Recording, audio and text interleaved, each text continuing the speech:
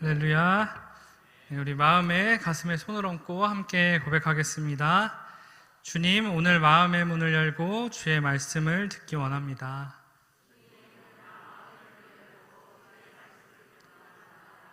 주님, 오늘도 말씀하여 주옵소서.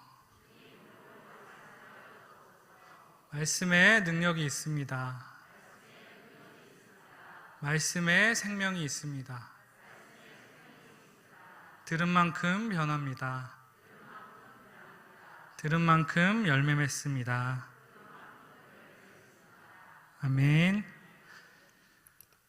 오늘도 믿음의 선한 싸움을 싸우다가 예배의 자리로 오신 여러분을 주님의 이름으로 환영하고 축복합니다. 여러분은 오늘 어떤 마음가짐으로 이 자리에 오셨나요? 예배를 사모하는 마음으로 기도하는 자리로 각자 여러 가지 마음가짐을 가지고 이 자리에 오셨을 줄 믿습니다. 그런데 저는 이 수요 예배하면 떠오르는 분과 그분의 하신 말씀과 행동이 기억이 납니다. 과연 그분은 누구일까요? 네, 여러분은 믿음이 저보다 더 좋으셔서 하나님, 예수님, 성령님 이렇게 생각하시겠지만 저는 바로 어머니가 떠오릅니다. 어머니가 수요 예배 대표 기도를 해야 할 순서가 되시면 왜 이렇게 순서가 빨리 찾아오는 건지 긴장하시면서 그 정성스럽게 대표 기도문을 한 글자 한 글자 써내려 가신 그 모습이 떠오릅니다. 그리고 저에게 항상 잠언을 읽어야 된다라고 말씀하셨습니다. 제가 왜 이 말씀을 드릴까요? 저도 같은 생각이 듭니다. 제가 말씀에 선포해야 할 순서가 벌써 다가온 것 같은 느낌과 동시에 주님의 말씀을 전해야 한다는 거룩한 부담이 있습니다. 하지만 진실하게 이 시간 말씀을 나누려고 합니다. 비록 저의 모습은 부족할지라도 하나님은 위대하시기에 저를 사용하셔서 주님의 뜻이 전해지고 은혜의 말씀이 선포될 줄 믿습니다. 거룩하고 복된 이 시간 우리에게 주시는 하나님의 말씀을 통하여 우리는 하나님의 주권 아래 있는 존재이며 늘 주님의 뜻이 무엇인지를 구하며 살아가겠다고 다짐하는 저와 여러분이 되기를 소망합니다. 여러분은 잠언하면 어떤 인물이 가장 먼저 떠오르시나요? 잠언하면 솔로몬이 떠오르실 겁니다. 그리고 솔로몬 하면 지혜라는 단어가 바로 떠오릅니다. 그 이유는 솔로몬은 지혜의 상징 같은 사람이고 잠언은 대부분 솔로몬의 지혜의 말을 담은 시 형식의 글로 채워져 있기 때문입니다. 이 잠언을 한자로 쓰면 바늘잠과 말씀언입니다. 이 한자 잠언을 직역하면 바늘로 찌르는 말이라는 뜻입니다. 잠언은 때로는 바늘 같은 말로 우리를 아프게 찔러서 정신을 차리게 하기도 하며 그리고 때로는 침술에 쓰이는 바늘처럼 영혼이 병든 우리의 아픈 곳을 낫게 합니다. 솔로몬과 지혜자들이 남긴 이 바늘로 찌르는 말이 우리의 삶에 지혜를 더해 주시길 기대합니다. 바늘로 찌르는 말인 이 잠언의 말들 중에서도 오늘 본문인 이 잠언의 잠언 16장 1절과 9절의 말씀은 너무나도 유명한 말씀이고 익숙한 말씀입니다. 잠언하면 떠오르는 말씀이죠. 잠언 16장 1절과 9절의 말씀을 우리 함께 읽도록 하겠습니다. 1절의 말씀입니다. 마음의 경영은 사람에게 있어도 말의 응답은 여호와로부터 나오느니라. 9절입니다. 사람이 마음으로 자기의 길을 계획할지라도 그 걸음을 인도하시는 이는 여호와시니라. 아멘. 이 1절과 9절이 우리에게 주는 교훈은 무엇일까요? 바로 모든 일의 성사에 대한 주권이 하나님께 있다는 것입니다. 즉 모든 것은 주님께서 결정하신다라는 것입니다. 1절에 마음의 경영이 사람에게 있다는 이 말은 사람이 어떤 일을 계획하지만 계획을 이루시는 분은 하나님이시다라는 것입니다. 우리는 모두 하나님의 주권 아래에 있는 존재입니다. 그래서 말의 응답은 여호와께로 나는 것입니다. 여러분은 지금 주님의 주권을 인정하며 주님의 계획 가운데 거하며 살아가고 계십니까? 제가 얼마 전에 흥미로운 책 소개 영상을 보았습니다. 인지과학자분이 쓴 어른이라는 혼란이라는 책이었습니다. 그 책의 내용을 소개하길 자연법칙 중에 엔트로피 증가의 법칙이라는 것이 있다고 합니다. 이 엔트로피는 열과 관련된 물리 현상을 이해하는 데의 필수 개념입니다. 이 자연계는 그냥 그대로 두면 엔트로피가 증가하는 쪽으로, 즉 무질서해지는 쪽으로 변하려 한다는 것입니다. 예를 들어서 새학기를 맞으면 우리는 깨끗하게 방을 정리하고 청소합니다. 그렇지만 10중 8구 일주일이 지나면 금세 어지럽혀져 있습니다. 연필꽂이에 가지런히 연필을 꽂아놓은 연필은 어느샌가 사라져서 정작 필요할 때 찾을 수 없게 됩니다. 그리고 오하열을 맞춰서 책장에 꽂아놨던 책들은 책상 위에 널브러져 있는 모습을 보기 있습니다. 이처럼 어떤 물리계가 이전보다 더 무질서해지면 우리는 그 계의 엔트로피가 증가했다라고 말하는 것입니다. 그러면서 인간의 마음도 마찬가지라고 말합니다. 마음을 잘 돌보지 않으면 심리적 엔트로피가 높아져서 마음이 무질서해지고 삶은 혼란에 빠지게 된다는 것입니다. 이어서 이 심리적 엔트로피가 높은 상태일 때 나타나는 증상을 소개합니다. 첫 번째로 식탁이 화장대 위에 물건들이 쌓이기 시작합니다. 그리고 두 번째는 깊은 생각을 하지 못하고, 세 번째는 쓸데없는 일에 에너지를 낭비합니다. 그리고 네 번째는 에너지와 시간을 낭비하는 자신에게 자괴감을 느낍니다. 그리고 마지막으로 주변 사람에게 신경 쓸 겨를이 없이 관계가 소원해집니다. 말씀드린 이 내용 중에 하나라도 여러분들은 해당되시나요? 책의 저자는 혼란에서 빠져나오고 싶다면 힘을 빼고 질서를 찾는 훈련을 해야 한다고 이야기하면서 인생의 소명을 찾으라고 이야기합니다. 저는 오늘 말씀을 묵상하고 준비하면서 이 말에 참으로 많은 공감을 했습니다. 그리스도인은 주님이 주신 소명을 찾고 구하며 살아가야 합니다. 그리스도인 우리는 주님이 주신 그 소명을 찾고 표대를 향해 나아가며 살아가야 합니다. 제가 비록 많은 세월을 살진 않았지만 세상을 살아갈 때 강력한 의지나 목표 없이 살면 온갖 유혹이 나타나 우리를 막 분주하게 만드는 경우가 많습니다. 그럴 때 우리는 마음에 혼란이 찾아오고 주님과 동행하는 것이 어렵게 됩니다. 예를 들면 대학 졸업 후 취업을 하고 나면 결혼, 내 집 마련, 승진 등 해야 할 숙제 또는 목표들이 생깁니다. 그럴 때 너무 많은 욕망이 동시에 나타나면 하나에 집중하지 못하고 극심한 혼란에 빠질 수 있습니다. 이때 필요한 것이 소명이라는 것입니다. 여러분에게 소명은 어떤 것입니까? 여러분에게는 어떤 소명이 있으십니까? 그리스도인으로 살아감에 있어서 이 소명은 무엇보다 복음을 전하는 사람으로 살아가야 하는 것입니다. 그것을 가능케 하는 첫 걸음이 하나님의 주권을 인정하며 나아가는 것인 줄 믿습니다. 복음이라는 이 소명을 가지고 살아갈 때 나의 의를 드러내는 것이 아니라 하나님을 의지하며 나아갈 수 있게 되는 것입니다. 하나님의 주권을 인정하며 주님이 맡겨주신 소명을 잘 감당했던 사도를 우리가 알고 있습니다. 그는 바로 사도 바울입니다.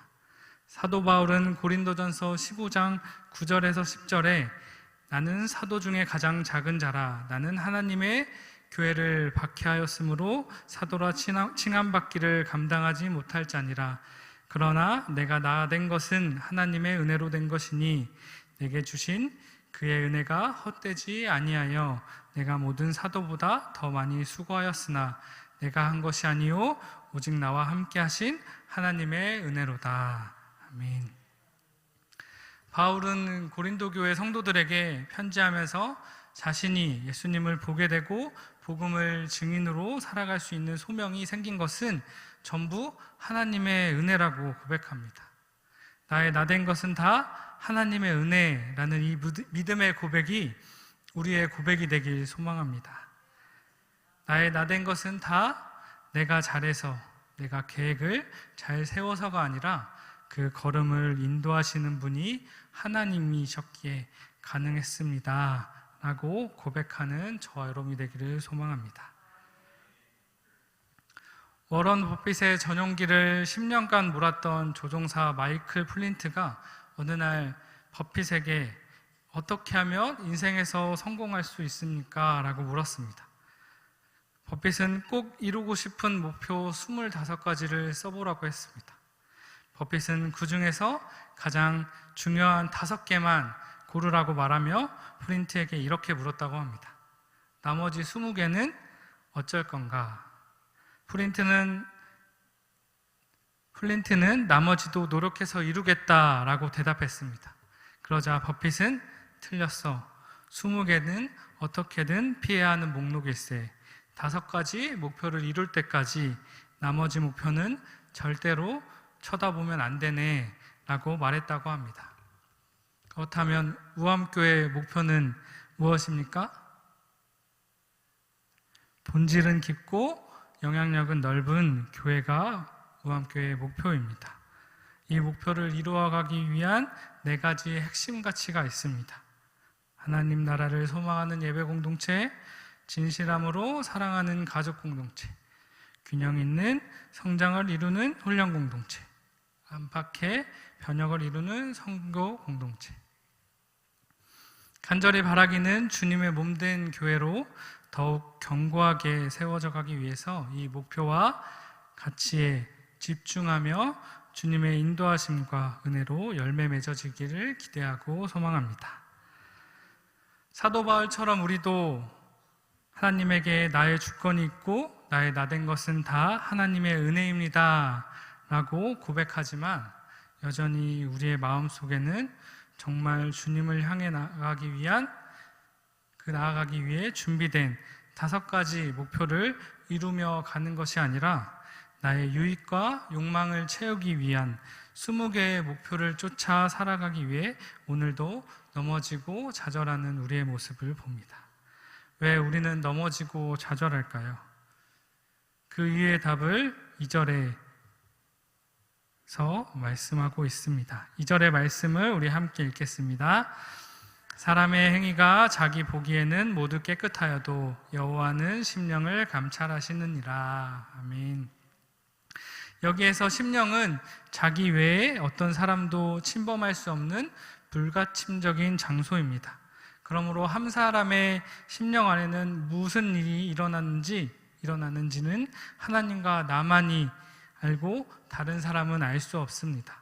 사람은 자신의 행위를 다른 사람에게는 숨길 수 있을지라도 하나님께는 숨길 수 없습니다. 왜냐하면 하나님은 사람의 심령을 감찰하시는 분이기 때문입니다. 어두운 밤에 제가 혼자서 이 길을 걸어가는데 주변에 아무도 없었습니다. 그래서 묵묵히 길을 걸어가고 있는데 저 전봇대 위에 CC카메라가 있는 거예요. 그 CC카메라를 보고 어쩌면 하나님이 오늘 이 말씀처럼 나를 관찰하고 보고 계시구나 라는 생각이 들었습니다. 하나님은 사람의 심령을 감찰하시는 분입니다. 여러분은 진실하게 하루하루를 살아가고 계십니까? 누군가에게 보이는 신앙이 아니라 주님과의 1대1의 관계에서 진실하게 거룩하게 살아가는 우리가 되기를 소망합니다. 지난 주일에 담임 목사님이 선포해 주신 말씀처럼 은밀한 중에 기도하시고 늘 하나님의 말씀을 묵상하시고 그러면서 주님과 동행하며 주님의 친구가 되기를 원하며 살아가는 저와 여러분이 되기를 기도합니다. 하나님은 어제도 오늘도 내일도 늘 우리에게 말씀하십니다. 너희 행사를 여호와께 맡기라. 그리하며 내가 경영하는 것이 이루어지리라. 아멘. 우리의 행사를 여호와께 맡긴다는 것은 내가 하는 모든 일을 주님의 선하신 뜻에 온전히 의탁한다라는 의미입니다. 나를 온전히 주님께 내어 맡기는 저와 여러분이 되기를 축복합니다. 여호와는 주님의 선하신 뜻 안에서 우리가 의탁한 바로 그 일을 이루시는 분임을 믿습니다. 하나님은 모든 것을 용도에 맞게 창조하셨습니다. 그러므로 악한 것은 악한 대로, 선한 것은 선한 대로 각각 하나님의 뜻을 이루는 일을 위한 수단이 되는 것입니다. 우리가 출애굽기를 통해 잘 알듯이 이스라엘 백성들이 출애굽을 탈출할 때 바로를 사용하셔서 그의 악랄한 모습을 더욱더 사용하셔서 그 출애굽 이스라엘 백성들을 출애굽시키신 하나님을 우리는 볼 수 있습니다. 주님의 뜻을 이루기 위해서 묵묵하게 주의 길을 따르다 보면 때로는 내가 손해보는 것 같고 나의 상황과 형편은 이런데 저 교만해 보이는 저 자기밖에 모르는 저 사람이 더 잘나 보이기도 합니다. 하지만 하나님은 분명하게 말씀하십니다. 물은 마음이 교만한 자를 여호와께서 미워하시나니 피차 손을 잡을지라도 벌을 면하지 못하리라. 인자와 진리로 인하여 죄악이 속하게 되고 여호와를 경외함으로 말미암아 악에서 떠나게 되느니라. 하나님은 교만한 사람을 미워하십니다. 이 하나님은 교만한 사람을 미워하십니다 라는 게 어떻게 보면 하나님이 째째하게 보인다라고 생각할 수 있지만 이 세 번역으로 보면 하나님은 교만한 사람을 역겨워하신다라고 나와 있습니다. 그만큼 하나님은 교만한 사람을 미워하십니다. 그리고 결코 하나님의 심판에서 자유로울 수 없습니다. 피차 손을 잡을지라도 라는 말은 하나님께 미움을 받은 사람들이 스스로 구원하기 위하여 행하는 모든 수고를 말하고 있습니다. 이처럼 그들이 스스로를 구원하기 위하여 수고할지라도 벌을 면치 못한다라고 말씀하십니다. 이것은 그들이 결코 하나님의 심판에서 벗어날 수 없음을 이야기하고 있습니다. 부패한 속성을 가진 사람은 스스로의 힘으로 죄에서 떠날 수 없습니다. 그래서 하나님은 사람으로 하여금 죄로부터 자유할 수 있는 길을 마련해 주셨습니다. 바로 그 길이 인자와 진리 안에 거하는 삶이며 또한 여호와를 경외하는 삶입니다. 그러므로 죄의 용서와 죄로부터 자유한 삶을 살기 위해서는 무엇보다 먼저 인자와 진리 안에 거하는 삶을 살아야 합니다. 또한 여호와를 경외하는 삶을 살아야 합니다. 이런 삶을 살 때 오는 열매로서 우리는 죄로부터 자유한 삶을 살 수 있는 것입니다. 우리의 삶의 우선순위가 사람을 기쁘게 하는 것이 아니라 여호와를 기쁘게 하는 삶을 사는 우리가 되기를 원합니다. 먼저 하나님을 기쁘시게 하는 삶을 산다면 이런 삶의 열매로서 원수와도 화목하게 하실 줄 믿습니다. 마지막으로 사람에게 소유의 많고 적음보다 더 중요한 것은 공의라고 주님은 말씀하십니다. 8절에 적은 소득이 공의를 겸하면 많은 소득이 불의를 겸한 것보다 나으니라. 그러므로 불의함으로 소득을 더하는 것보다 그것을 포기함으로 의를 행하는 것이 더 복 있는 삶입니다. 사랑하는 여러분, 우리는 예수님의 십자가의 보혈로 제사함을 받았고 감히 그 어떤 곳으로도 환산할 수 없는 은혜를 받았습니다. 내가 정말 주님의 은혜 안에 있다면 우리의 말과 행동은 누군가를 혐오하거나 상처를 주거나 정죄하는 모습이 아니라 내 모습을 온전히 주님께 맡기며 나아가야 할 줄을 믿습니다. 오늘 말씀은 우리에게 분명하게 말씀하십니다. 사람이 마음으로 자기의 길을 계획할지라도 그의 걸음을 인도하시는 이는 여호와시니라. 아멘. 삶을 살아갈 때 나의 가는 길에 주님이 늘 동행하시고 앞길을 인도하여 주옵소서라고 기도하며 나아가는 저와 여러분이 되기를 소망합니다. 기도조차 하지 않으면서 그저 원망하고 불평하는 것이 아니라 기도조차 할 힘이 없을지라도 주님의 마음을 내게 주십시오라고 간구하며 하루하루를 살아가는 저와 여러분이 되기를 간절히 축복합니다.